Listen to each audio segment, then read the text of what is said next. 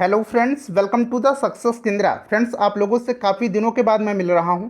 देखिए फ्रेंड्स, जिनका पेपर 1 अक्टूबर को फर्स्ट शिफ्ट और सेकंड शिफ्ट में लिया गया था उसको तो कैंसिल कर दिया गया, यानी कि रद्द कर दिया गया है। पेपर फिर से लिया जाएगा। जिनका पेपर हो गया है उनका, साथ ही साथ 7 अक्टूबर को और 15 अक्टूबर को जो पेपर होना था उसको भी पोस्टपोन कर दिया गया है। यानी कि अब तीनों डेट का, 1 अक्टूबर का, 7 अक्टूबर का और 15 अक्टूबर का एक फ्रेश डेट दिया जाएगा। एग्ज़ाम फिर से लिया जाएगा सभी लोगों का। और आपको करना क्या है कि जो आपने प्रिपरेशन करा है उसको लगातार बनाए रखना है, उसको कंटिन्यूटी प्रदान करना है, बीच में छोड़िएगा मत। और इस बार पेपर जो होगा काफ़ी स्ट्रिक्ट होगा।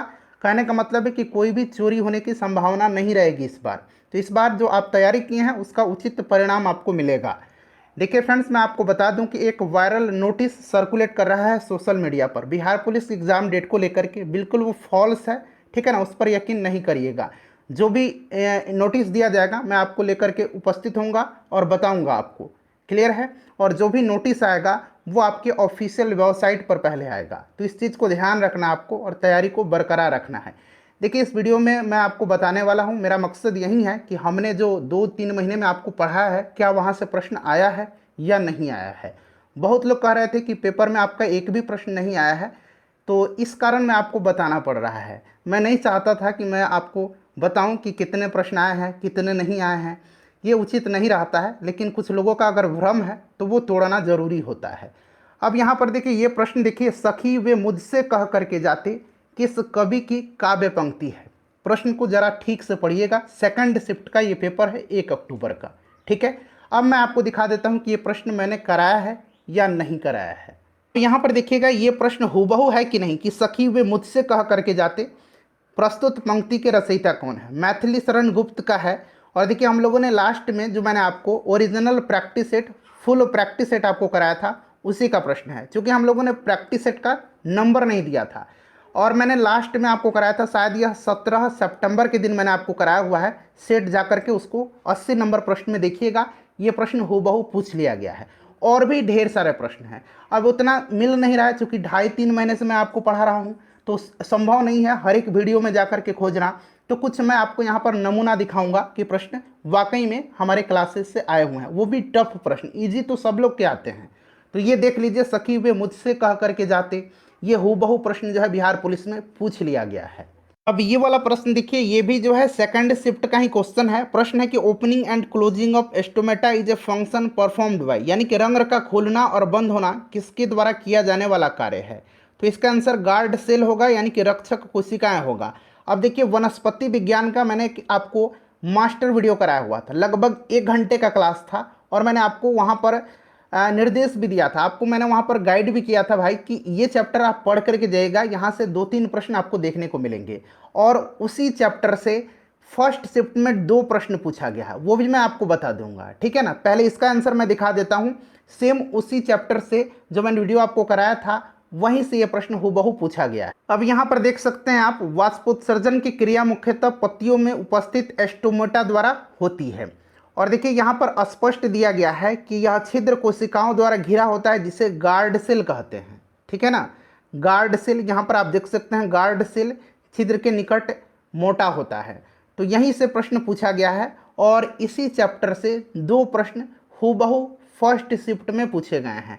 मैं आपको उनको पहले दिखा देता हूं कि वे कौन कौन से प्रश्न हैं। अब ये देखिए, फर्स्ट शिफ्ट का साइंस का प्रश्न है। मैं पूरा फर्स्ट शिफ्ट का भी आपको दिखाऊंगा कि कितने प्रश्न आए हुए हैं, और सेकंड शिफ्ट का भी मैं आपको दिखाने वाला हूं। तो निश्चिंत रहिए। पहले मैं दिखा देता हूं आपको यहाँ पर कुछ नमूना, जिससे आपको यकीन हो कि रियल में प्रश्न आए हुए थे। देखिए, निम्नलिखित में से कौन कोशिका की तीक्ष्णता को बनाए रखता है, यानी कि which of the following maintains turgidity of the cell. ये प्रश्न मैंने आपको बताया था कि 45 दिनों में बिहार पुलिस की तैयारी कैसे करना है, साइंस कहाँ से पढ़ना है। जिन लोगों ने वो वीडियो देखा होगा वो लोग निश्चित रूप से इस प्रश्न का आंसर दिए होंगे, और मैं दिखा भी देता हूँ आपको। यही था ना, वैक्यूल्स, ठीक है ना। यहाँ पर आप देख सकते हैं, मैंने अंडरलाइन करके आपको बताया भी था कि पादप कोशिका में स्फीति यानी कि टर्जिडिटी तथा कठोरता प्रदान करता है। कौन? तो वैक्यूल्स, हिंदी में इसको रसधानी कहा जाता है, ठीक है ना। देखिए, यही था ना, वैक्यूल्स यानी कि रसधानी इसको हिंदी में कहेंगे। लेकिन ये सब नाम आपको अंग्रेजी में याद रखना है। उस समय में मैंने आपको वहाँ पर बताया था कि ये सब नाम अंग्रेजी में ही आपको याद रखना है, क्योंकि प्रश्न अंग्रेजी में ही बनते हैं, ठीक है। चलिए अब मैं आपको दिखाता हूं कि कितने प्रश्न आए हुए, चूंकि सारा तो मैं नहीं ढूंढ पाया हूं, लेकिन क्वेश्चन देख करके ऐसा लग रहा है कि सच में ये प्रश्न मैंने आपको पहले पढ़ाया हुआ था। अब भाई आप लोग ईमानदारी से बताइएगा कि क्या प्रश्न जो है आए थे या नहीं आए थे। सारा मैं नहीं देख पाया हूँ, कुछ प्रश्न मैंने ढूंढा है जो आसानी से मिल गया है, मैं आपको दिखा रहा हूँ। देखिए क्या मैंने यह प्रश्न आपको नहीं कराया है, इंपॉर्टेंट 100 करंट अफेयर्स के जो प्रश्न मैंने कराए थे उसमें मैंने आपको यह प्रश्न कराया था कि बिहार के कितने व्यक्तियों को पद्म पुरस्कार 2023 से सम्मानित किया गया है। तो मैंने बताया था कि बिहार के 3 व्यक्तियों को इस साल जो है पद्मश्री से नवाजा गया है। उनका नाम भी बखूबी मैंने बताया था आपको, आनंद कुमार, कपिल देव प्रसाद और सुभद्रा देवी। ठीक है ना। तो यहाँ पर देख सकते हैं यही प्रश्न पूछा गया है कि बिहार की निम्नलिखित हस्तियों में से किसे पद्मश्री 2023 से सम्मानित किया गया। तो 3 व्यक्तियों का नाम मैंने बताया था आपको, आनंद कुमार, कपिल देव प्रसाद और सुभद्रा देवी। तो 2023 में देखिए सुभद्रा देवी का नाम यहाँ पर दिया गया है। ठीक है ना। तो बहुत सारे प्रश्न लड़े हैं, हूबहू लड़े हुए हैं, गिनाना मुश्किल है थोड़ा सा। और देखिए क्लास जो है बिहार पुलिस के लिए जो अभी पेपर हुआ था उसी पैटर्न पर कल या परसों से आपको उपलब्ध रेगुलर बेसिस पर कराया जाएगा। तो चैनल से जुड़ जाइएगा और देखिए वीडियो को शेयर करिएगा ताकि और भी लोग जुड़ें। और इससे बेहतरीन तैयारी मैं मानता हूं कि पूरे यूट्यूब पर आपको कहीं भी नहीं मिलेगा। और प्रश्न मैं आपको दिखा देता हूं। ये प्रश्न मैंने आपको हिंदी वाले सेक्शन में कराया था। 2010 से लेकर के 2023 तक में जितने भी हिंदी के बिहार पुलिस में प्रश्न पूछे गए थे उसमें मैंने आपको कराया था कि जो सब कुछ जानता है उससे सर्वज्ञ कहा जाता है। ये प्रश्न मैंने आपको ऑलरेडी कराया था।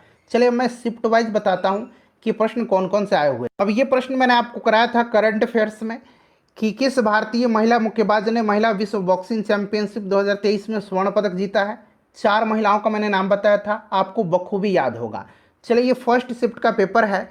यहाँ पर हम लोग शुरू से इसको स्टार्ट करते हैं और देखते हैं कि कौन कौन से प्रश्न आए थे, या फिर मुझे याद तो सारा नहीं है, सारा ढूंढ तो मैं नहीं पाया हूँ, लेकिन मैं प्रयास करूँगा फ्रेंड्स कि बताने का ईमानदारी से। और आप लोग भी बताइएगा कि क्या मैं जो एक्सप्लेन किया था उसमें से भी प्रश्न आए थे या नहीं आए थे। अब यहाँ पर देख सकते हैं कि भारत के सर्वप्रथम मुख्य चुनाव आयुक्त कौन थे। तो मैंने आपको ये जब प्रश्न कराया था कि भारत की पहली महिला मुख्य चुनाव आयुक्त कौन थी, तो रमा देवी थी। और उस समय मैंने इनका नाम भी बताया था कि पहले अगर पूछेगा तो ये सुकुमार सेन थे और पहली महिला पूछेगा तो वीएस रमा देवी थी। ठीक है ना। ये मैंने प्रश्न मुझे पूरी तरह से याद है, मैंने आपको कराया था। उसके बाद देखिए ये प्रश्न जो है मैंने नहीं कराया था। बहुत सारे प्रश्न देखिए, बोर्ड का पेपर तो है नहीं कि 100 में 80-95 प्रश्न लड़ा दिया जाए, ये कंपटीशन है। अगर 25-30 प्रश्न भी आ गए ना, ये बहुत ज़्यादा है। आप जहाँ कोचिंग में इतने पैसे दे करके पढ़ते हैं वहाँ जा करके उस मास्टर से पूछिए कि सर आपने जो पढ़ाया था उसमें से कितना प्रश्न आया हुआ है। हम लोग तो आपको फ्री में पढ़ाते हैं और हमारा प्रयास भी रहता है कि आपको एकदम टू द पॉइंट कंटेंट दिया जाए। और देखिए कितने प्रश्न आए हुए हैं। ठीक है ना। नाबार्ड के बारे में मैंने बखूबी आपको बताया था, लेकिन ये प्रश्न अलग है। नाबार्ड के चेयरपर्सन का स्थापना, हेडक्वार्टर, ये सब मैंने आपको बताया हुआ था। उसके बाद चले यहाँ आइएगा, ये भी मैंने आपको नहीं कराया था।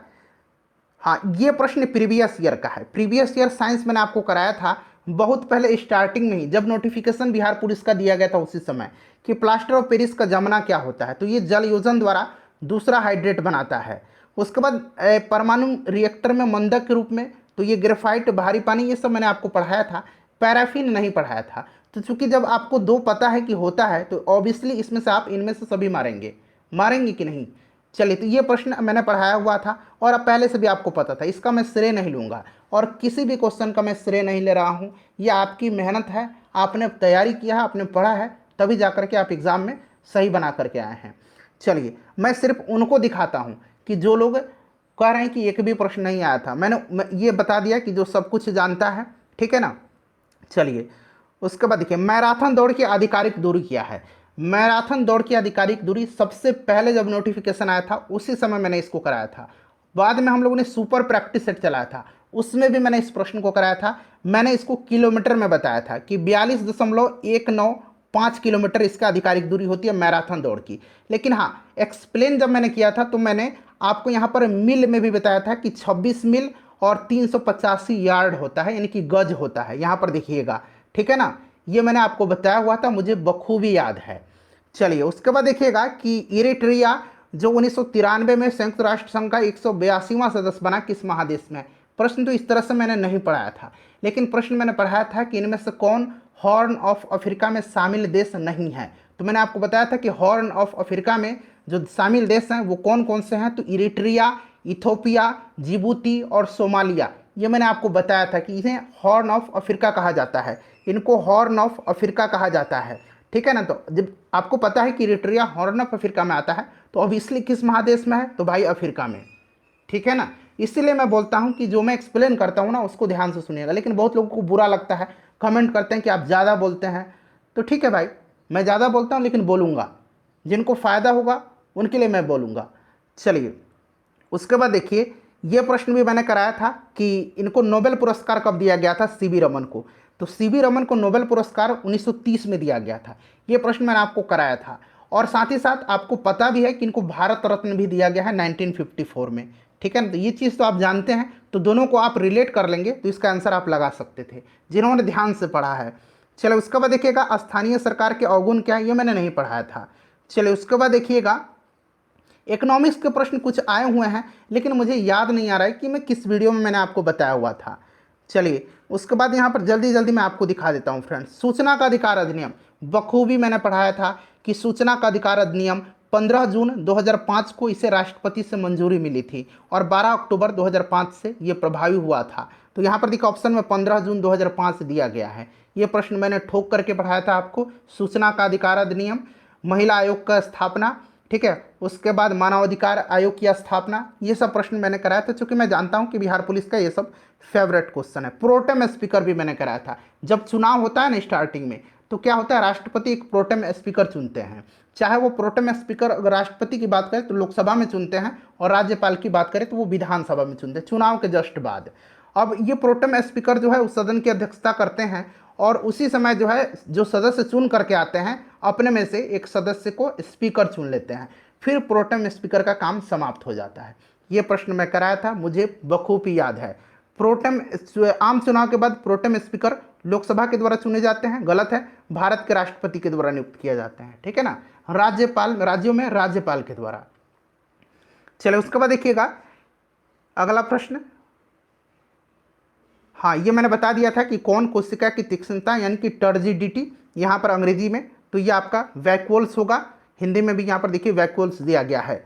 चलिए उसके बाद देखिए, हाँ ये प्रश्न भी हूबहू आ गया है जो मैंने आपको वनस्पति विज्ञान वाला वीडियो पढ़ाया था ना, उसी में। देखिए यहाँ ध्यान दीजिएगा, जिस उत्तक की कोशिकाएं पतली भित्ति वाली, जीवित, कमोवेश, आइसोडायमेट्रिक और जिसमें अंतः कोशिकीय स्थान होती है, ये हूबहू प्रश्न आ गया है, उसको हम लोग क्या कहते हैं। तो ये आप मैंने कराया हुआ था, आप जा कर के देखिए फ्रेंड्स। इसीलिए मैंने बोलता हूँ ये प्रश्न मैंने नहीं कराया था, बहुत सारे प्रश्न नहीं कराया हूँ, इसमें कोई झूठ नहीं बोलूँगा।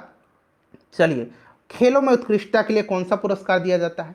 जब मैं आपको मेजर ध्यानचंद खेल रत्न पुरस्कार बता रहा था, ठीक है ना, तो उसी समय मैंने आपको बताया अमित पंघल किनको दिया गया था, याद नहीं आ रहा है हम उन्हें, कोई टेबल टेनिस के खिलाड़ी हैं जो उनको पिछले बार दिया गया था, ज़रा नाम आप कमेंट करिएगा। तो उसी समय मैंने बताया था कि ये अर्जुन पुरस्कार, राजीव गांधी खेल रत्न पुरस्कार, ये सब खेलों में उत्कृष्टता के लिए दिया जाता है।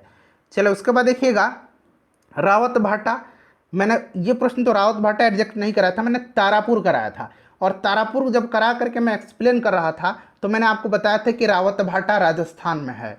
ठीक है ना। तो इस तरह से देखिए, इसीलिए मैं बोलता हूँ कि एक्सप्लेनेशन सुनिएगा। अब ये प्रश्न देखिएगा, ये मिलान करने वाला प्रश्न है। ये प्रश्न मैंने कराया नहीं था, लेकिन ये प्रश्न मैंने कराया था कि लैंड ऑफ थंडरबोल्ट किसको कहा जाता है। लैंड ऑफ थंडरबोल्ट किसको कहा जाता है, भूटान को कहा जाता है। ये प्रश्न मैंने आपको कराया था। लैंड ऑफ गोल्डन पैगोडा किसको कहा जाता है, land of golden pagoda Myanmar को कहा जाता है। तो यहाँ पर अगर लैंड ऑफ थंडरबोल्ट आप पकड़ लेते हैं तो आप आसानी से इसको बना सकते थे। ठीक है ना। चलिए उसके बाद देखिएगा कि भारत का संविधान कैसे वर्णित है, तो राज्यों का संघ है, ये भी मैंने आपको बताया था। ठीक है ना। चलिए उसके बाद देखिएगा, हाँ ये प्रश्न तो मैंने डेफिनेटली कराया हुआ है कि पादप कोशिका जंतु कोशिका से किस प्रकार भिन्न है। अब प्रश्न यहाँ पे निम्नलिखित में से कौन सा सही कथन था। तो मैंने आपको बताया था कि पादप कोशिका जंतु कोशिका से किस प्रकार भिन्न होता है। तो देखिए, क्लोरोप्लास्ट जो होता है केवल पादप कोशिकाओं में पाया जाता है, जिसको कि हरित लवक बोलते हैं, या जंतु कोशिका में नहीं पाया जाता है। यही वाला प्रश्न जो है मैंने इसी तरह से कराया था। तो अगर आपने ध्यान से पढ़ा होगा ना तो भाई ये प्रश्न आप बना लेंगे। चलिए उसके बाद देखिए और बता देता हूँ मैं आपको। हाँ, ये मैंने करा दिया कि बॉक्सिंग चैंपियनशिप 2023 में किस महिला ने, बैक्टीरिया की खोज किसने किया था, और वायरस की खोज किसने किया था। देखिए वायरस का खोज जो है ना, मैंने तरीका आपको बताया था याद रखने वाला, कि वायरस की खोज किसने किया था, तो वायरस की खोज इवानोस्की ने किया था। किसने किया था? इवानोस्की ने किया था, इस तरह से मैंने आपको बताया था। और वायरस की खोज लीवेनहॉक ने किया था। अब इसमें कन्फ्यूजन होता है, तो इसी दरमियान मैंने आपको बताया था कि याद कैसे रखना है। यहाँ पर देखिए VI, और इवानोस्की में देखिए IV, ठीक है ना, वायरस में VI, और यहाँ पर देखिए I और V। तो इसी तरीके से मैंने आपको बताया था याद रखने के लिए। जो लोगों को याद होगा उनको भाई याद आ गया होगा कि सच में मैंने आपको ये प्रश्न कराया था, ठीक है ना। चलिए उसके बाद देखिए, ज़्यादा समय लग जाएगा अगर पूरा डिटेल में मैं आपको बताने लगूंगा। मूल कर्तव्य ये आप पढ़े भी होंगे, मैंने पढ़ाया भी है, सरदार स्वर्ण सिंह समिति की अनुशंसा पर, भाग 4A में, ठीक है ना। राज्यसभा के सदस्यों का चुनाव विधानसभा के निर्वाचित सदस्य करते हैं, ये भी प्रश्न मैंने कराया था आपको। चलिए और कितना बताऊं, किसी भी मामले को स्थानांतरित करने का अधिकार सुप्रीम कोर्ट के पास होता है। चलिए उसके बाद देखिएगा, और आइए दिखा देता हूं पूरा आपको। ये कांग्रेस का पहला अधिवेशन जिसकी अध्यक्षता WC बनर्जी ने किया था, ये मैंने आपको प्रीवियस ईयर में भी कराया था, और इसी साल जो मद्यनिषेध का पेपर हुआ था उसमें ये प्रश्न पूछा गया था। पाटलिपुत्र की स्थापना मैंने कराया था कि उदयन ने किया था, ठीक है ना, उदयन ने। प्रश्न मैंने कराया था कि राजधानी पाटलिपुत्र से फिर वैशाली गया, और वैशाली में फिर जब कालाशोक का शासन आया तो कालाशोक फिर से वैशाली से पाटलिपुत्र ले गया। ये प्रश्न मैंने आपको कराया हुआ था, ठीक है ना। उसके बाद चलिए, ये नहीं कराया था नालंदा विश्वविद्यालय के प्रमुख महान बंगाली विद्वान शीलभद्र थे, ये मैंने प्रश्न नहीं कराया था, ठीक है ना। ये भी नहीं कराया था, ये भी नहीं कराया था, ये भी नहीं कराया था। हाँ, ये मैंने डेफिनेटली कराया था कि कहाँ से जो करके मैंने बताया था कि अफ्रीका महादेश जो है वहाँ से कर्क रेखा, मकर रेखा और आपका भूमध्य रेखा, ये तीनों रेखाएं गुजरती हैं। मैंने ये प्रश्न कराया था, मुझे पूरी तरह से उम्मीद है, पूरी तरह से याद है आपको, ठीक है ना। चलिए उसके बाद चलिए यहाँ पर और मैं दिखा देता। हाँ, ये प्रश्न मैंने कराया था कि निम्नलिखित में से किसमें प्रतिरक्षी का गठन होता है, तो मैंने यहाँ पर लिम्फोसाइट कराया था। ऑप्शन में लिम्फोसाइट मैंने कराया था, लेकिन लिम्फोसाइट का संगठन और रक्त प्लाज्मा कोशिका का संगठन समान ही होता है, तो इसका आंसर ऑप्शन सी होगा, रक्त प्लाज्मा कोशिकाएं, ठीक है ना। जिन्होंने लगाया था उनका सही है। ये भी प्रश्न कराया था कि मच्छर जनित रोग नहीं है, लेकिन उसमें जो है नींद की बीमारी नहीं थी ऑप्शन में इबोला हेमरेजिक बुखार था ऑप्शन में, बाकी ये ऑप्शन थे, ठीक है ना। चलिए उसके बाद देखिएगा, ये नहीं मैंने कराया था, ये भी नहीं है, ये भी नहीं है। हाँ, तो ये आपका लगभग हो गया। हाँ, ये मैंने आपको जरूर कराया था कि जितने भी बिजली उपकरण होते हैं ना, ये समानांतर क्रम में होते हैं। चलिए उसके बाद और देख लीजिएगा, शायद अब इतना ही है। और हाँ, ये डिसीव मैंने कराया था। डिसीव का मतलब धोखा देना होता है, ठीक है ना। डिसीव का मतलब धोखा देना होता है, एंटोनिम इसका पूछा जा रहा है, ठीक है ना। चलिए, तो जो मैंने कराया था ना, अगर आपने ध्यान से पढ़ा होगा, राष्ट्रीय महिला आयोग की स्थापना श्रीमती जयंती पटनायक पहली अध्यक्ष थी 1992 में। कई दफ़ा मैंने आपको कराया था भाई। चलिए, तो इतना ही रहने देते हैं। अब आप लोगों को पता भी हो गया होगा कि सच में प्रश्न आए थे, ठीक है ना। तो वीडियो को शेयर करिएगा, और कल से जो है आपको रेगुलर बेसिस पर ये जो पैटर्न है प्रश्न पत्र का, उसी पर आधारित प्रश्न आपको कराया जाएगा। ये प्रश्न कराया था गोपाल कृष्ण गोखले ने, जो है ये प्रश्न मैंने कराया था कि गोपाल कृष्ण गोखले ने जो है, इन्होंने servants of India society Bharat समाज सेवक संघ की स्थापना किया था। अखिल भारतीय दलित वर्ग संघ की स्थापना बाबा साहब अम्बेडकर ने किया था। सत्यमेव जयते मुंडकोपनिषद से लिया गया, ये सब आप भी पढ़े होंगे, ठीक है ना।